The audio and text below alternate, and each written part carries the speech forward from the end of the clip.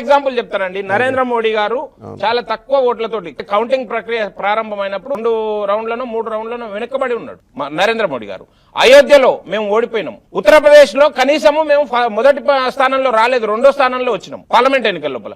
ఒకవేళ ఇదంతా ఫిక్సింగ్ చేస్తే ఈ స్మృతి ఇరానీ గారు ఎట్లా ఓడిపోతారండి?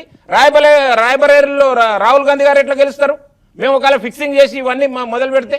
కనుక మీరు ఏవి కూడా శాంక్టిటీ లేవండి. శాంక్టిటీ లేకుండా మీరు ప్రజలకు దూరం అయినరు. ప్రజలకు దూరం అయినందుకు మిమ్మల్ని శిక్షిస్తా ఉన్నారు.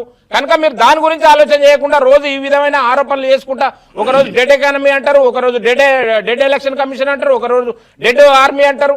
ప్రతి అంశం పైన మీకు స్పష్టత లేదు. ఏదో ఎవరో తీసుకొచ్చిన ఒక కాపీని తీసుకొని వచ్చి మీరు చదవడం కోసం ప్రయత్నం చేస్తారు. ఏ విధంగా మాట్లాడతారండి? ఎట్లా మాట్లాడతారు చెప్పండి? మీకు ఇప్పటికి కూడా సుప్రీంకోర్టు కూడా కామెంట్ చేస్తే కూడా మీకు ఆలోచనలో మార్పు రాకపోతే ఎవరు మారుస్తారు మిమ్మల్ని? ఏ విధంగా మార్చాలో చెప్పండి?